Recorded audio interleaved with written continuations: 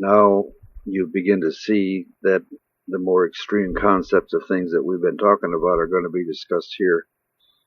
As we go along, some of the concepts that are further from what we consider normal, and for that reason not presented so far, are finally being presented here. It should be obvious why we waited until now as you begin to see what really needs to be changed. Why haven't we done these things already? Because we've been advertised to, and the greedy overchargers want crime and distraction to keep you busy and not thinking. That is true for everything we are now beginning to bring to your attention. In all areas of our life, we have been programmed to see everything and think about everything in a certain way.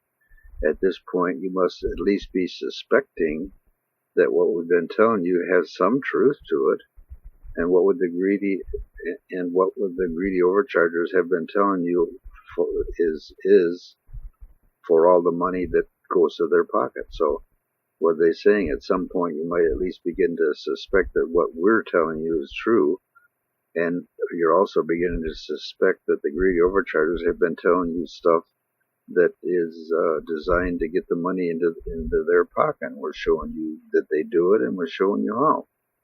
We are ready to tell you the truth of all these things and hope that you're ready to see the truth. Let's start with the criminal system and see what we really have to do to reduce the crime by a realistic 80%. Did you hear what they said? Let's start with the criminal system again and see what we really have to do to reduce the crime by a realistic 80%. Think about that for a moment. With the People's Trust government, the People's Trust law enforcement system, the People's Trust news, and the People's Trust court system, we can expect to reduce crime in the United States by 80%. And you have all these people, gun control, take the guns away, blah, blah, blah, do this, do that. Okay, we're saying here's a system that will take care of all of that by 80%. And we might add, do it for much, much less money than you're paying now, even though you will be making more money and things will be costing less. So again, in your pocket goes money in your pocket. On top of that, 80% of the crime is reduced, gone. The money out of your pocket's not more because it's less, the money out of your pocket. So basically we're saying that you're going to do just as well or better, and there'll be 80% less crime. That's what we're aiming for. Let's just see what they have to do to get that. What you've been advertised to believe is now going to be thrown out, and things have to change. We'll start with the basic concepts you've been told to believe and tell you they're wrong. Oh, nobody ever does that. They do. The legal system is as it is right now. It's all wrong. So let's start again and get back to what it's supposed to be. They actually said the legal system right now is all wrong. If you know anything about the legal system, not probably all, because we are catching crooks and we're throwing people in jail and stuff, but the legal system is really screwed up and it needs to be straightened out. The legal system in this country is supposed to give our citizens as much freedom as possible and still prevent anyone from interfering with that freedom. That was the government's charge. That was the thing that we told the government to do. It has to keep us safe and stay out of our way as much as possible so we can go about our lives as we wish. We have hired those in the legal system to accomplish that task because we need to get back we have to get back our ability to choose, which is being stifled, if you will, which is also the reason for these books in the first place. That means freedom from interference because of physical attack, unauthorized media attack, or almost any other form of unauthorized contact with us. The corporations will be, or are now, the biggest offender with the government right behind them. They're constantly sticking their nose into your life and you're not asking them to. The criminal comes next with a physical attack and their theft and all the disgusting things that they do now. So our laws must make these things that are unauthorized illegal and punishable the same as any other crime. If perpetrated by a corporation, find out who authorized the interfering condition and punish that offender as you would any criminal. In our system, the person or persons responsible for any act in the business will be documented. See, they get rid of the tax documentation and they say, okay, now, if you're going to give an order, document it. If you don't document it, the person you give an order to doesn't have to follow it. That's the law. That's a simple, it might say just that, and that's something that any child can learn in school. So, you're getting a feel for how they changed the law itself. The person responsible for any act in a business will be documented, and therefore the person responsible for interfering with your life can be pointed to and brought to trial. If perpetrated by our government, find out who authorized it. Again, punish the officer as any criminal would be, or the offender as any criminal would be. And again, you've got documentation. The government has to document who's making the decision, and you don't have to say why, but he has to say, or she has to say on a document, be it either paper or recorded on some other form that we're doing with, like, the internet or USB or something, some form that's acceptable legally that tells you who made the decision. We can get that person that bothers you because we now know who it is. They've been working very hard to make sure that you don't know who it is. So what is an unauthorized contact to you then? Because we're changing things now, we want to be real clear about this. Advertisement on television is one. Advertisement on the computer is another. Advertisement on the phone, door to door, or any means that has not been asked for by the person is unauthorized. Your home is your castle now, and what comes into your home had better have been something you requested. You have anything coming into your home that wasn't requested, it's against the law. That concept will have to be worked on, but you get the idea. Unless you have given permission. Now, do you understand why they say you have? Think about it. You can't advertise on television unless you request it. What are they saying? I need a pair of shoes. I want the television to show me the shoes that are available in these various stores. That's a request. They have a perfect right to show you the shoes at that point in time. Show you a shoe when you didn't ask for it? I think not. So, computer, the same. Phone, who's going to call you and try to sell you something? It's illegal. Because your home is your castle now, and whatever comes into your home, it better be something that you've requested. That's the law. We're changing our laws and making them very, very simple.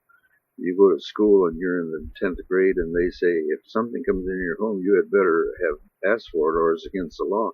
That's a pretty straightforward law. That concept will have to be worked on because we're so used. They are so used to violating it and entering your home in 1,000 ways. But you get the idea. Unless you've given permission or the activity is by law, there should be nothing entering your house, apartment, or place where you live without permission. Next comes the physical assault or the appearance of same in public. Even the action or the voice or the dress must generate no fear. Remember that they changed that? If you're out in public, you've got to feel safe all the time. Not the ridiculous, I'm afraid of a piece of dust falling on me or something. No, but the common man, and in the court, the common 12 people will make the decisions. The common man will say, you cannot dress like that. Chains and carrying a knife makes me twitchy and makes me afraid. Yeah, it does. Okay. Can't do it. Wear regular clothes. Don't look at somebody and stare them down and make them afraid of you. Look at them, smile, and say, how do you do? For even the action or voice or dress must generate no fear. Any dark street in any town will be safe. Any young girl or boy can play down an alley in any town or city, and she or he will be safe. How will we do that, and how will they pay for it? Explain below. So we're going to explain how this, because you said 80%, what a bunch of crock. And we're going to show you, no, it isn't crock. It actually can happen. You have to change some things. But how would you like to have your home be your castle? How would you like to have no advertisement coming over the television, and no advertisement in the computer, no phone calls, no nothing in the home that is not asked for by you, and you can. I want to buy a car. Okay, what kind of car would you like? I'd like a Chevy. Okay, what model? I don't know. I don't know what the models are. Okay, would you like us to show you the models? Now, how are you doing this? By phone. You can call them and say, put it on my television. I want to see what the models are. Show me what you've got. So let's leave the street then and move back into the home. Enter your property, the home or apartment or where you live without permission is an offense which is serious enough to warrant the person living there to defend, even with physical force. What did they say? They said, now the student is very forcefully taught, do not enter somebody's property without permission. Why? You may be shot. You may be killed. It's their right. If they all of a sudden fear you for any reason, and you're coming onto their property, you may be shot. And you're taught that all through school. Uh, they can defend you even with physical force if they're afraid. For sure, it will be a police action if it's reported. The theft is the same. It will take much more. They will take it much more seriously now. Now that everybody has a job. Why? Because everybody has a job. There's no any kind of excuse at all that you don't have enough money to live on, so you have to steal. That's out. You have a job. You got enough money to live on. That's the way it is. That's the government's job, and that's the police job. And what they're saying is that if you report somebody on your property, the police are going to be there in a heartbeat because things have changed. The law has changed. Everything's different now.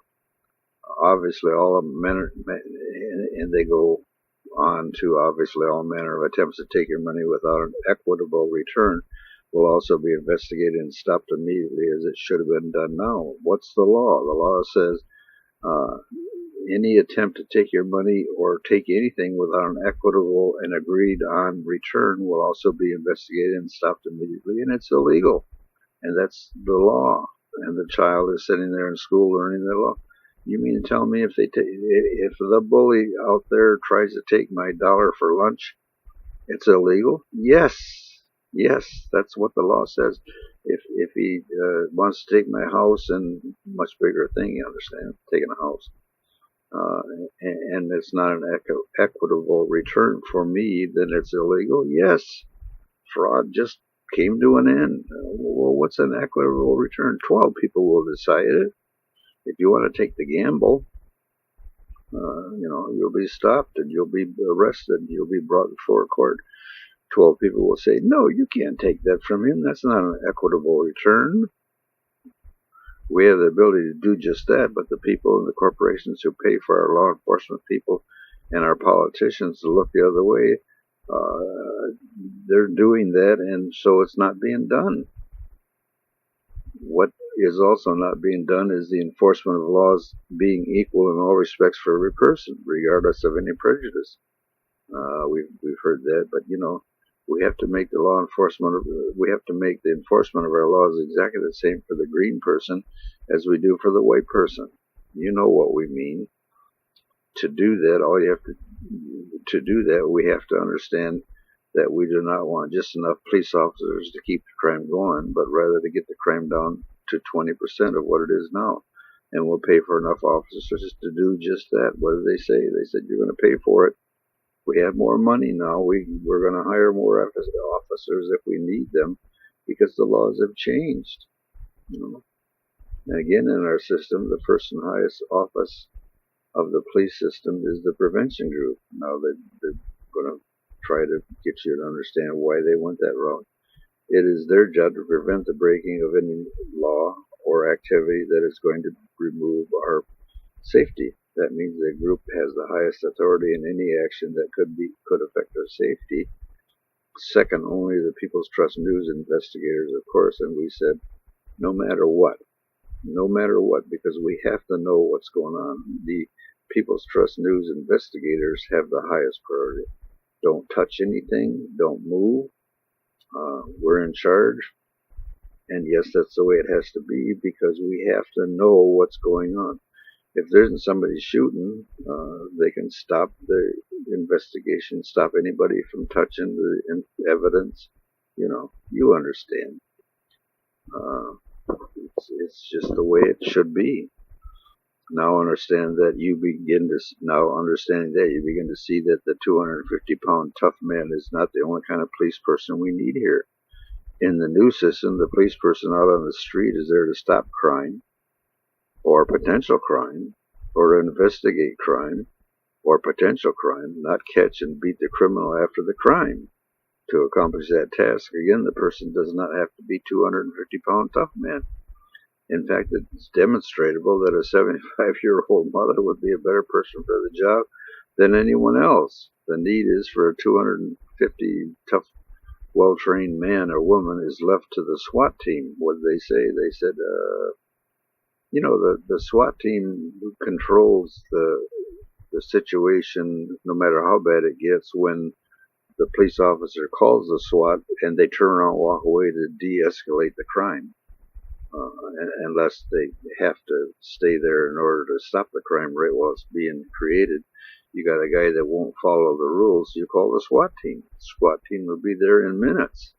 The SWAT team they're tough. They're very well trained men or women. They're big. They know exactly how to put you down. They know how, and they're well trained. We don't put this person down, he's insane. We have to, what does it take? 4 250-pound tough men to put an insane person down? If that's what it takes, put them down physically. Do what it is. You have the best equipment that we have in the country at that point in time because you're a SWAT team. You absolutely are the person or people who protect a really bad situation. So you have all the equipment that you need, you have all the training that you need, and you have all the people you need. You don't want to be involved with a SWAT team. That's just the way it is. Okay, so let's start with the biggest change and go on to the total picture. Crime prevention. It is obvious that if there's no crime, no threat to us, there would be no need for police. That's pretty obvious. There is, however, crime and threat to us, so we have to deal with that fact. Our country has to be safe from the outside of our country. Anybody, those outside the country have different views on how life should be lived. One of the things that they're doing is locking the borders up. The radical blah, blah, blah from blah, blah, blah can't leave the borders safely because we have a military, the border police, that stop them. And they use whatever they have to stop them. So now you're taking care of that little deal. A country is safe from outside countries with different views. They can have different views. Perfectly okay. They can starve their people. Perfectly okay. They can kill their people. Perfectly okay. It's none of your business. It's none of your business. It's their choice. They can't have guns made in the United States. They can't have weapons. They're going to end up with machetes and clubs. But if you got a 10, to give you an example, you got 10 young testosterone drug boys that are running around in a vehicle trying to kill people with a machete, and you got like 1,000 people in the place where they're doing it. Those 1,000 people can stop them. There's going to be killing. There's going to be people getting killed. That's none of your business. But the point is, if they choose to, they can stop them. 1,000 people can stop 10 people in a heartbeat. Now, they may get cut and so on and so forth, but that's their choice. They didn't choose to have a police force.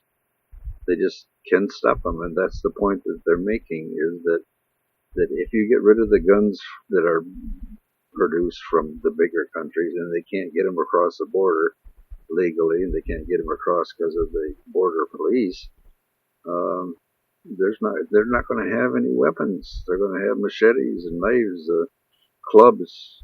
Things are going to change, and you get to the point where you can't kill enough people to stop 1,000 people from coming on you and doing you in. And that's the whole concept, is let the people make the decision. So we have the border police, and that really takes care of that problem. You have the crime prevention group, which will now be in charge of the military, because they're trying to make sure there's no crime coming into the country. So that's going to reduce the crime considerably. A group planning on how to keep us safe and in charge of the military. A group planning to how to keep us safe in charge of the military. In charge of the military? Yes. What they're saying is this group that's up here, wherever they are, trying to make sure that a crime is prevented, is in charge of the military.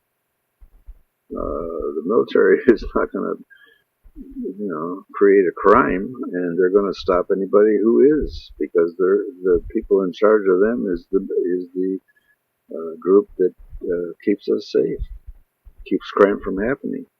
So let's move right over to the state police of this country. We told you that the sheriff and the city police and the game warden and blah blah blah, they're all gone. All we have is the state police, FBI, CIA, they're all gone.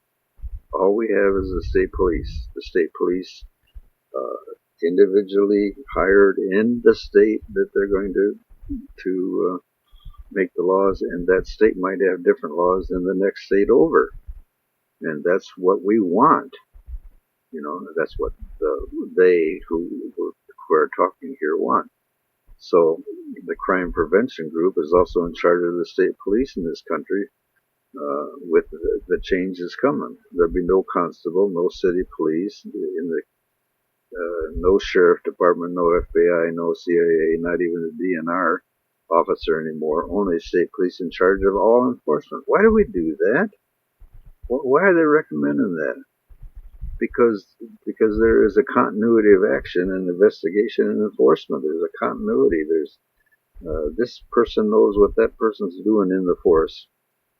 You can't get the state police to know what the sheriff's doing or a DNR officer. We do not need jurisdictional dispute. And by that we mean no jurisdictional dispute. So what do we mean by that? What do we mean by that? What are they preventing? They're trying to make you safe, and they're preventing jurisdictional dispute. What does that mean?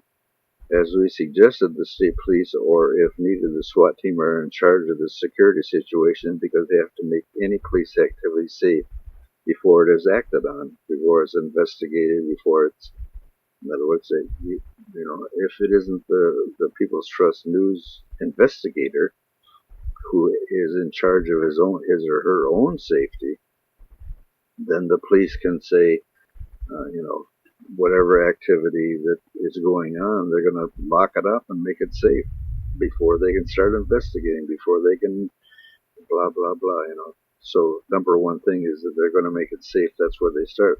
The continuity of the state police is that they're the state police. They know what each other's doing. There's not other police there to be pushed around. There are other police there that aren't educated enough to do the job. There aren't people that are elected so that we can have a good buddy in the office. It's the state police. They're going to prevent the crime if they can.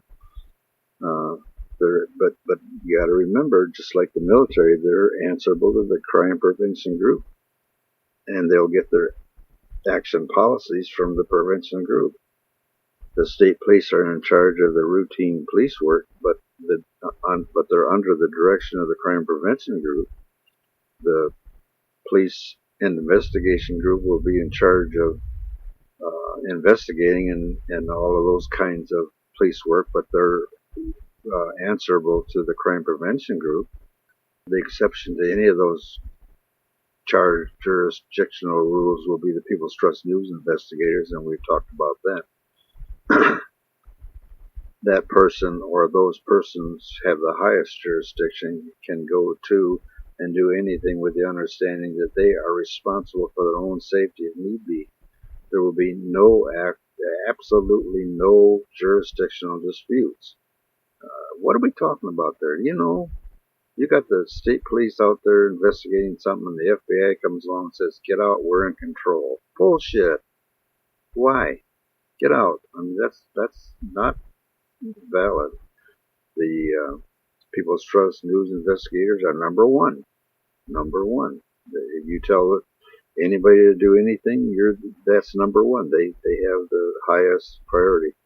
The people that are involved in making sure that the crime isn't prevented, the crime prevention group is next. Military, state police, they're next. They're going to prevent the crime if they possibly can. Then comes the state police. There's no FBI, there's no CIA, there's no this or there's no that. It's the state police. They know exactly what's going on. They have exactly the same computers. They have the same radio frequencies. They have the same information.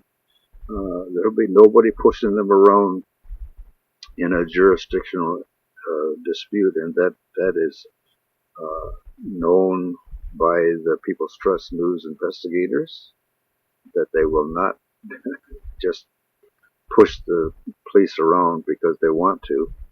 They'll push the police around and it'll be justified or they'll get fired. So you see, one of the things that we're watching is that there are no jurisdictional disputes. There's nobody causing a problem because that's out. Uh, they said if you need to be, there's a huge banner in every building that the police work in, and it says you're all working for the citizens of the United States outside this office. You are all working for no, that's what they say it should be said. You are all working for the people, and if the janitor has something important to say in an effort to do your duty, you will listen to him because there are no jurisdictional disputes. What they said, look, you won't pay any attention to the janitor. You won't pay any attention to the secretary that gives coffee. You won't pay any attention to, that's out. The whole object of what you do is you will listen to anybody because you're going to try to prevent crime. That's why they have no jurisdiction dispute as a rule. Get the job done, and if you have to get the job done, and if the janitor can help you, then he becomes just as important as the top chief. The officer who cannot or will not follow that rule will get a mandatory 1 month off with no pay. The person who is in charge of that officer who refused to follow the order will also get 1 month off with no pay. You understand what they're saying? They're saying somebody's going to pay, and they're going to pay big. If it happens again in the same group with the same officer, the officer will be fired. Bang. Just like that. The commander of that officer and the person above the commander will also get 1 month without pay, and you can be sure that the commander of that officer the third time will be fired instantly. And so will his commander lose 1 month pay, and the next time he's going to be fired. Why do we recommend such stiff reprimand? Because it's that important.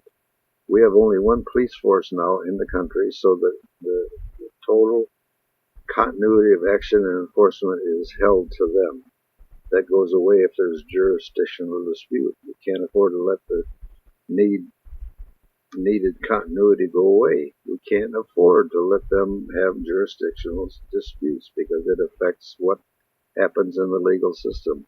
And, to have a law system that allows what we allow right now, the sheriff and the constable and so on and so forth, that's baloney. What is it for? It's simply to make sure that the insane overcharger gets off. That's all it's for. It's not for you.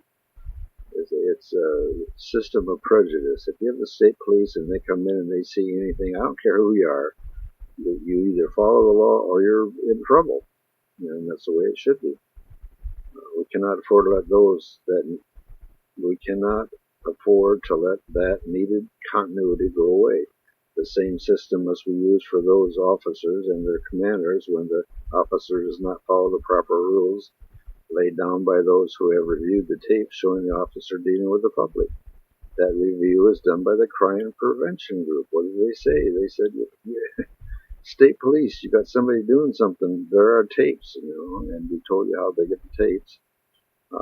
Guess who looks those tapes over? Crime prevention group. They look at it and say, that officer did a terribly illegal thing here. They go to him and say, that's illegal. You cannot do that. If you ever do that again, you'll be fired. Plain and simple. No momentary, no review, no nothing. If you do it again, or, it's a rule you cannot break, you will be, brought before us, and you'll be fired or not, depending on what we decide. So what they're saying is jurisdictional disputes are gunslinger disputes. Remember the gunslinger. I'm faster on the draw, so I'm in charge. Or I'm the captain, so I'm in charge. No, put an end to that. We're the people, and you have a job to do, and we are in charge. Well, would that be different? We also do not need 10 different kinds of computers and 10 different software programs that are not compatible with each other. We talked about that. We do not need people in the office who do not know what's going on in another office. We do not need information being held back or hidden so that one officer seems better than the other.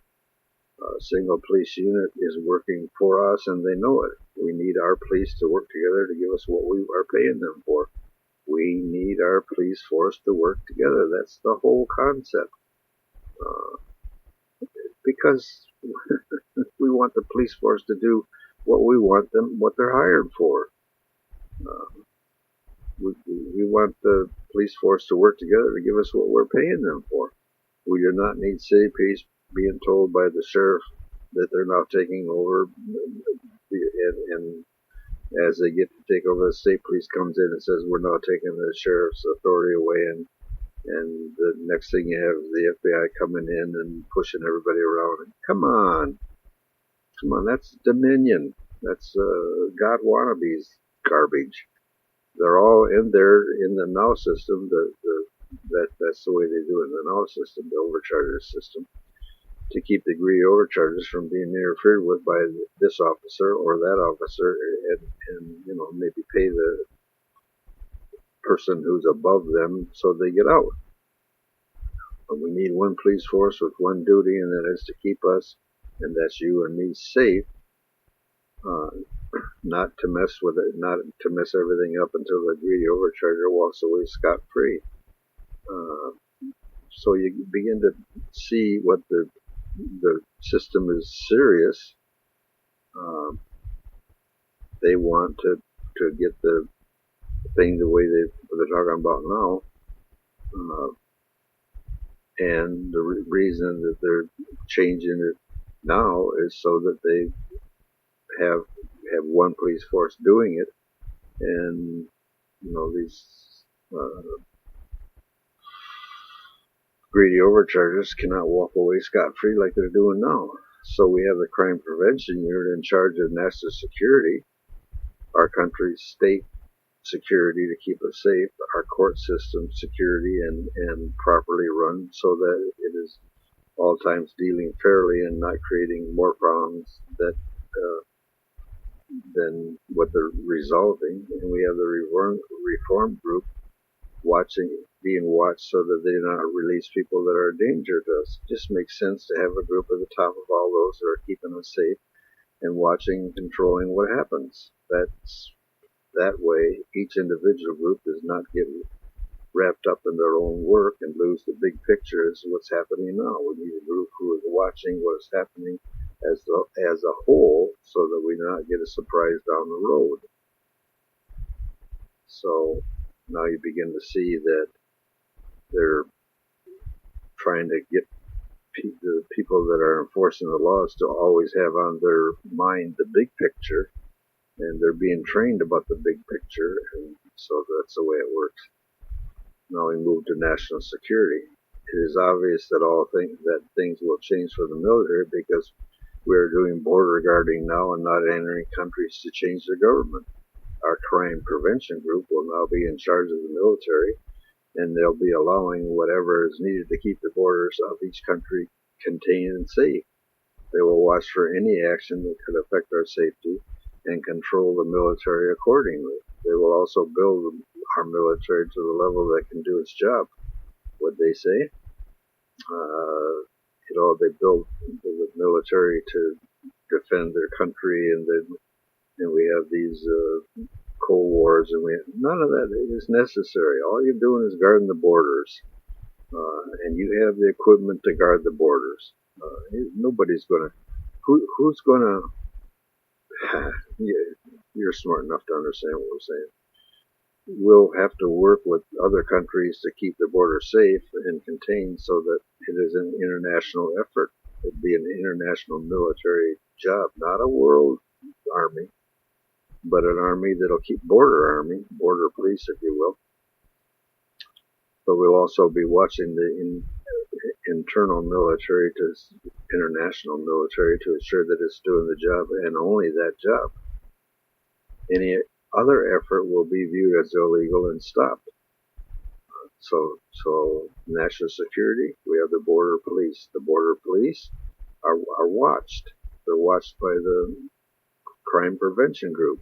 They're making sure that all they're doing is making sure that the borders are not crossed by anybody doing anything. No weapons going across, no sales going across that aren't passed through the government of both countries.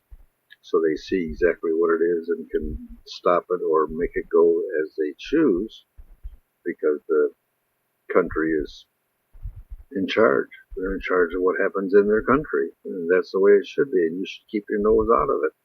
If it isn't something you believe should happen, tough. Make your country the way you want it. Leave theirs alone.